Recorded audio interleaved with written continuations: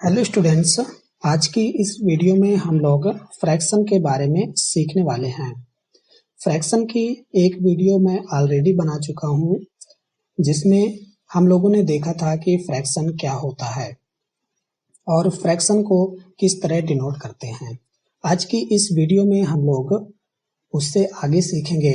अगर आप लोगों ने वो वाली वीडियो नहीं देखी है तो इस वीडियो के डिस्क्रिप्शन सेक्शन में जा करके उस वीडियो को देख सकते हैं। तो चलिए थोड़ा सा बेसिक इंफॉर्मेशन सीखते हुए इस वीडियो को आगे बढ़ाते हैं। जैसा कि यहाँ पर देख रहे हैं आप लोग कि ये एक कंप्लीट पार्ट है, जिसे यहाँ पर 1 से डिनोट किया गया है। क्योंकि यहाँ पर ये एक ही पार्ट है, इसलिए हम इसे 1 by 1 लिख सकते हैं। और यहाँ पर देख सकते हैं कि ये भी एक टोटल पार्ट है, जिसमें से इसे 2 इक्वल पार्ट्स में कट किया गया है। तो जितने पार्ट में इसे कट किया जाता है उसे हम लोग नीचे अर्थात डिनोमिनेटर में लिखते हैं, और जितना पार्ट हमें लेना होता है अर्थात शेडेड पार्ट है उसे हमें ऊपर लिखना होता है, जो कि यहाँ पर आप लोग देख सकते हैं। और साथ में इसी तरह यहाँ पर भी देख सकते हैं कि टोटल पार्ट हमारे पास 4 हैं, 1, 2, 3 और 4। टोटल पार्ट हमारे पास 4 हैं, तो यहाँ पर हम 4 नीचे लिखेंगे अर्थात डिनोमिनेटर में लिखेंगे, और उसके बाद जितने पार्ट हमारे कलर हैं अर्थात शेडेड हैं उसको हम लोग ऊपर लिखेंगे, यानी कि 1। तो ये सिंपली 1 by 4। तो इस तरह से हम लोग किसी भी फ्रैक्शन को डिनोट करते हैं। और यहाँ पर भी आप लोग देख सकते हैं कि टोटल पार्ट हमारे पास 4 हैं, जिसमें से 3 पार्ट कलर हैं जो कि ऊपर लिखा गया है।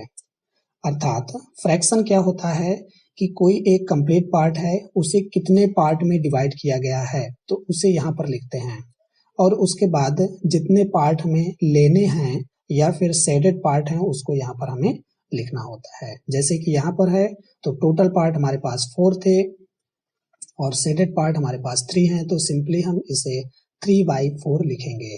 तो इसे हम लोग ही फ्रैक्शन बोलते हैं। हम लोग फ्रैक्शन की वीडियो के बाद टाइप ऑफ फ्रैक्शन के बारे में भी सीख चुके हैं, जिसमें हम लोगों ने बेसिक पार्ट ऑफ फ्रैक्शन भी देखे थे और उसके साथ साथ में कुछ अदर पार्ट भी देखे थे। तो यहाँ पर एक इम्पॉर्टेंट पार्ट है जो कि है इक्विवेलेंट फ्रैक्शन, जो कि यहाँ पर आप लोग देख सकते हैं। इक्विवेलेंट फ्रैक्शन क्या होता है? ऐसे फ्रैक्शन जिनकी वैल्यू सेम होती है वो हमारी इक्विवेलेंट फ्रैक्शन होती हैं। यहाँ पर आप लोग देख सकते हैं कि यहाँ पर एक पिक्चर के थ्रू भी दिखाया गया है।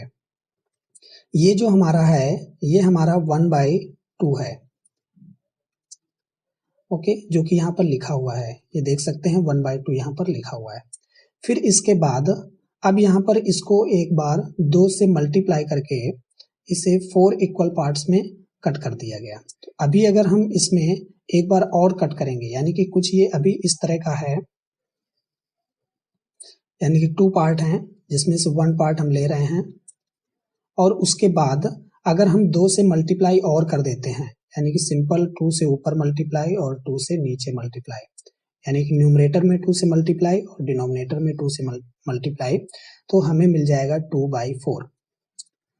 मल्टीप्लाई का मतलब सिंपल है कि यहाँ पर इसे कट किया जा रहा है, यानी कि अभी यहाँ पर 4 इक्वल पार्ट हो गए हैं। यहाँ पर हमारे पास केवल 2 ही इक्वल पार्ट थे और अभी यहाँ पर हमारे पास 4 इक्वल पार्ट हो गए हैं, जो कि यहाँ पर देख सकते हैं। लेकिन अगर हम लोग वैल्यू की बात करें तो अभी भी हमारा ये हाफ ही है, यानी कि आधा है। अभी इसमें कोई चेंजमेंट नहीं हुआ है। तो इस वजह से हम कह सकते हैं कि 1 by 2 जितना है उतना ही 2 by 4 है। अर्थात ये दोनों जो फ्रैक्शन हैं वैल्यू में सेम हैं और हम इन्हें इक्वल टू के साइन के साथ लिख सकते हैं। तो इस प्रकार हम लोग किसी भी फ्रैक्शन के इक्विवेलेंट फ्रैक्शन आसानी से निकाल सकते हैं। सपोज अगर हमें 3 by 4 के इक्विवेलेंट फ्रैक्शन निकालना है तो हम क्या करेंगे? हमें इसमें सिंपल न्यूमरेटर और डिनोमिनेटर में मल्टीप्लाई करना है और सेम नंबर से करना है। हम जितनी बार मल्टीप्लाई करते जाएंगे उतने ही हमें इक्विवेलेंट फ्रैक्शन मिलते जाएंगे। चलिए इसे करके देख लेते हैं। अभी हमारे पास 3/4 है।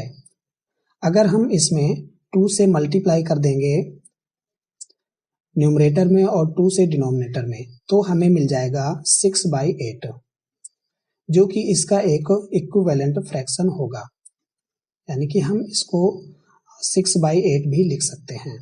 इसी प्रकार अगर हम 3/4 में 3 से मल्टीप्लाई कर देते हैं, किसी भी नंबर से कर सकते हैं, तो हम यहाँ पर 3 से अगर मल्टीप्लाई कर देंगे तो हमें मिल जाएगा 9/12,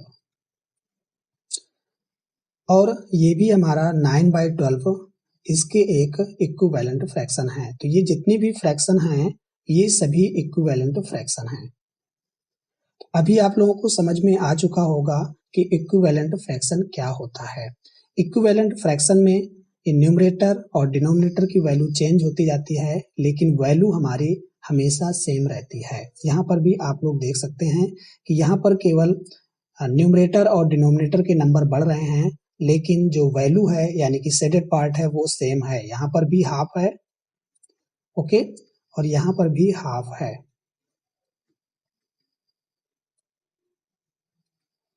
इस तरह से तो यहाँ पर नंबर केवल बढ़ रहे हैं, अर्थात न्यूमरेटर और डिनोमिनेटर के नंबर बढ़ रहे हैं, लेकिन उनकी वैल्यू सेम है। यहाँ पर इक्विवेलेंट फ्रैक्शन के कुछ एग्जाम्पल और दिए गए हैं जो कि आप लोग यहाँ पर समझ सकते हैं। जैसे यहाँ पर एक वैल्यू है 1/2, जो कि हमारी हाफ को रिप्रेजेंट कर रही है, ओके, और साथ में यहाँ पर हमें 2/4 लिख दिया गया है, जो कि यहाँ पर भी 2 पार्ट लिए गए हैं, और जो टोटल पार्ट हैं वो 4 हैं, जिसमें से 2 पार्ट कलर हैं। ये भी हमारा हाफ को ही रिप्रेजेंट कर रहा है, ओके। साथ में यहाँ पर भी ये जो लिखा हुआ है ये भी हमारा सेम वही है, और यहाँ पर जितनी भी ये पिक्चर्स बने हैं ये सभी सेम हैं, इनकी वैल्यू सेम है। देख सकते हो यहाँ पर भी हाफ है, यहाँ पर भी हाफ ही है, और इन सभी में हाफ है, ओके। लेकिन ऊपर लिखी फ्रैक्शन जितनी भी हैं इनकी वैल्यू चेंज है, अर्थात इनके नंबर चेंज हैं। न्यूमरेटर में नंबर दूसरा है और डिनोमिनेटर में नंबर दूसरा है, लेकिन हम इन्हें कैसे पहचान सकते हैं कि ये हमारे इक्विवेलेंट फ्रैक्शन हैं? तो चलिए हम लोग इसे देख लेते हैं। जैसे सपोज करते हैं कि हम लोग इसे ले लेते हैं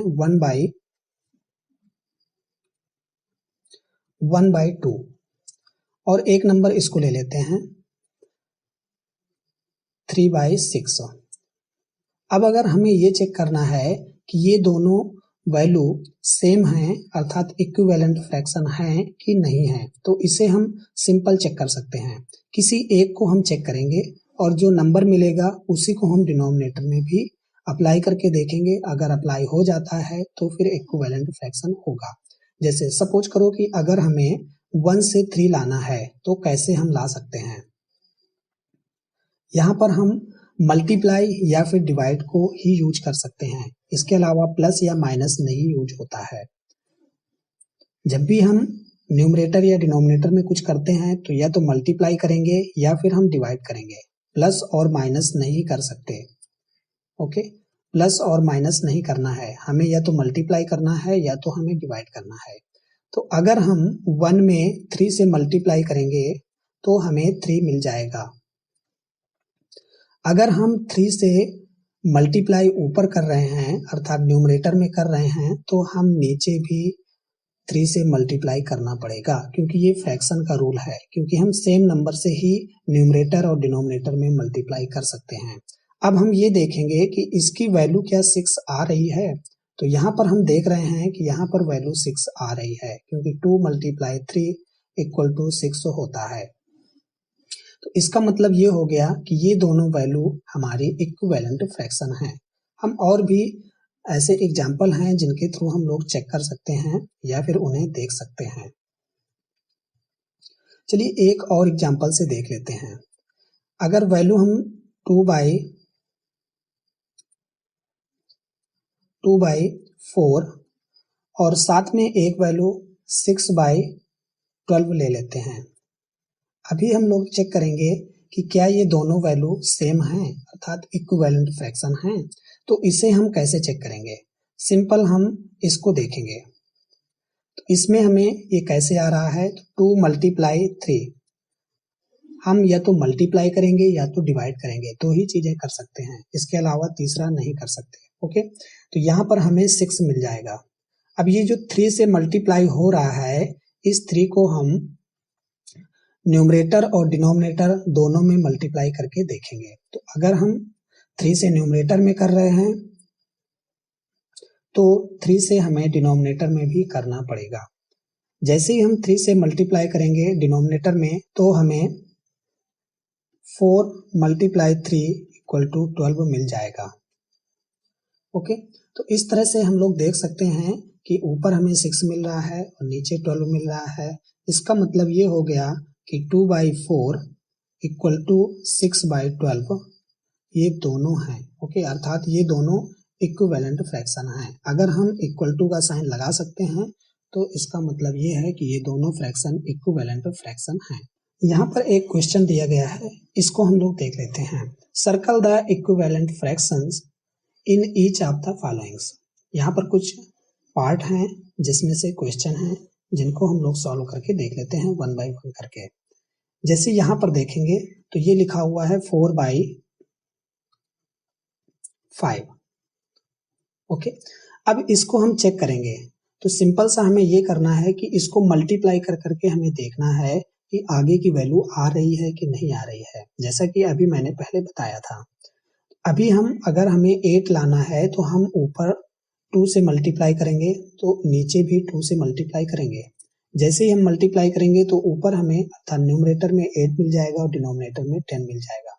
इसका मतलब ये हो गया कि ये वैल्यू और ये वाली वैल्यू हमारी सेम है, अर्थात इक्विवेलेंट फ्रैक्शन है। अब अगर हम इसमें चेक करते हैं, देखो इसमें 2 से मल्टीप्लाई करने पर 8 आ रहा है लेकिन हमारे पास 15 नहीं आ रहा है, यहाँ पर 10 आ रहा है, तो इसका मतलब ये वाली वैल्यू नहीं है। अगर हम 12 लाना चाहते हैं, यानी कि 12 कैसे आएगा, तो 4 में हम 3 से मल्टीप्लाई करेंगे तो हमें 12 मिल जाएगा। तो इसका मतलब ये हुआ कि हमें 5 में भी 3 से मल्टीप्लाई करना पड़ेगा। और यहाँ पर हम लोग देखेंगे कि यहाँ पर हमें 15 मिल रहा है, इसका मतलब ये वाली वैल्यू भी हमारे इसके इक्विवेलेंट फ्रैक्शन है। ओके, सेम यहाँ पर इसको भी चेक करेंगे तो ये हमारा 4/5 है और इसमें अगर हम 4 से मल्टीप्लाई करेंगे तो हमें 16 मिल जाएगा। अगर नीचे भी 4 से मल्टीप्लाई करेंगे तो हमें यहाँ पर 20 मिल रहा है, जबकि यहाँ पर कितना है 25, और हमें होना चाहिए, यानी कि जो हमारा आंसर होना चाहिए वो होना चाहिए 16/20, जबकि यहाँ पर है 25। इसका मतलब ये वैल्यू इक्विवेलेंट फ्रैक्शन नहीं है। चलिए इसे भी करके देख लेते हैं। जैसे यहाँ पर 1/2 लिखा हुआ है, तो अगर हम इसमें चेक करेंगे तो यहाँ पर देखेंगे कि ये 2 से मल्टीप्लाई करने पर आ जाता है। तो क्या नीचे अगर 2 से हम लोग मल्टीप्लाई करेंगे तो क्या हमें 6 मिल जाएगा? तो ये नहीं मिलेगा। देख सकते हो कि 1/2 अगर ऊपर 2 से मल्टीप्लाई करेंगे तो नीचे भी 2 से मल्टीप्लाई करेंगे तो हमें मिलेगा 2/4, जबकि यहाँ पर लिखा हुआ है 6। ठीक है ना, तो ये हमारा नहीं है, लेकिन यहाँ पर लिखा है 2/4, इसका मतलब ये इक्विवेलेंट फ्रैक्शन है। ओके, तो ये हमारी इक्विवेलेंट फ्रैक्शन हो गई, ये और ये। ओके, साथ में अगर यहाँ पर 3 से मल्टीप्लाई करेंगे, यानी कि 1/2 में 3 से मल्टीप्लाई करेंगे तो ये हमारा 3 मिल जाएगा, और अगर 3 नीचे भी मल्टीप्लाई करेंगे डिनोमिनेटर में भी तो हमें 6 मिल जाएगा। इसका मतलब ये भी वैल्यू हमारी इक्विवेलेंट फ्रैक्शन है, जबकि यहाँ पर ये वाली वैल्यू हमारी इक्विवेलेंट फ्रैक्शन नहीं है। तो सिंपली यहाँ पर तुम लोग मल्टीप्लाई या फिर टेबल काउंट करके भी चेक कर सकते हो। जैसे 3 2 जा 6, लेकिन 8 2 जा 16, इसका मतलब होता है, तो बिल्कुल सही है, तो ये हमारी इक्विवेलेंट फ्रैक्शन हो गई।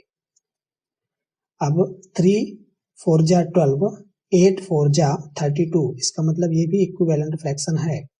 यानी सेम नंबर या सेम काउंट करने पर हमें वही वैल्यू आनी चाहिए।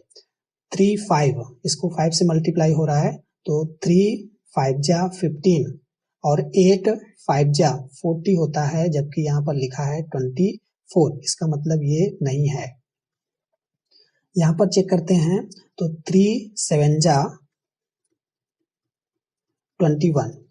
ओके, और यहाँ पर अब हमें 8 में भी चेक करना पड़ेगा, तो 8 7 जा 56।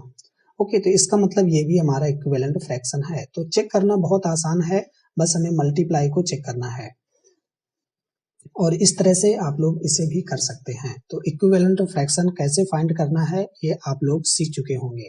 इससे रिलेटेड एक क्वेश्चन और यहाँ पर दिया गया है, tick right given fractions are equivalent or not, यानी कि जिसमें हमारा इक्विवेलेंट फ्रैक्शन है उसमें हमें राइट टिक करना है। तो यहाँ पर हम लोग चेक कर लेते हैं कि इक्विवेलेंट फ्रैक्शन है या फिर नहीं है। तो जैसे हम लोग यहाँ पर देखेंगे तो यहाँ पर लिखा हुआ है 4 और यहाँ पर 7। अगर हमें 12 लाना है तो ऊपर 3 से मल्टीप्लाई करना पड़ेगा। अगर ऊपर 3 से मल्टीप्लाई करेंगे तो नीचे भी 3 से मल्टीप्लाई करेंगे, तो ऊपर हमें मिल जाएगा 12 और नीचे हमें मिल जाएगा 21, जो कि यहाँ पर आ रहा है। इसका मतलब ये इक्विवेलेंट फ्रैक्शन है। अब हम लोग इसे देख लेते हैं। यहाँ पर लिखा हुआ है 3/5। अब हम 15 लाने की कोशिश करते हैं। तो जैसे ही हमें 15 लाना होगा तो हम इसमें 5 से मल्टीप्लाई करेंगे। तो 5 से न्यूमरेटर में और 5 से डिनोमिनेटर में, तो हमें मिल जाएगा 15 डिवाइड बाई 25। लेकिन यहाँ पर हमें 30 लिखा हुआ है, इसका मतलब ये इक्विवेलेंट फ्रैक्शन नहीं है।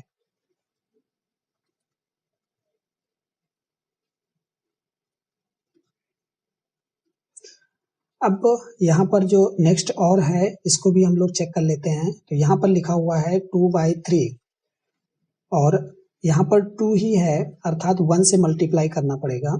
तो 1 से हमें डिनोमिनेटर में भी करना पड़ेगा। तो यहाँ पर हमें मिलेगा 2 और यहाँ पर हमें मिलेगा 3। लेकिन यहाँ पर देख सकते हैं कि यहाँ पर 6 लिखा हुआ है, तो इसका मतलब ये हमारा रॉन्ग है। साथ में इसको भी चेक कर लेते हैं। तो ये हमारा लिखा हुआ है 5/8। ओके, अब अगर हमें 30 लाना है तो हम इसमें 6 से मल्टीप्लाई करेंगे, क्योंकि 5 6 जा 30 होता है। तो जैसे ही हम 6 से न्यूमरेटर में करेंगे तो हमें डिनोमिनेटर में भी करना पड़ेगा और हमें मिल जाएगा 30 डिवाइड बाई 8 6 जा 48। तो इस तरह ये भी हमारी वैल्यू मैच कर गई है और इसे हम कह सकते हैं कि ये एक इक्विवेलेंट फ्रैक्शन है। अब आप लोग इन्हें भी अपने मन से करके देखिए और अगर नहीं आता है तो इस वीडियो में कमेंट्स करिए।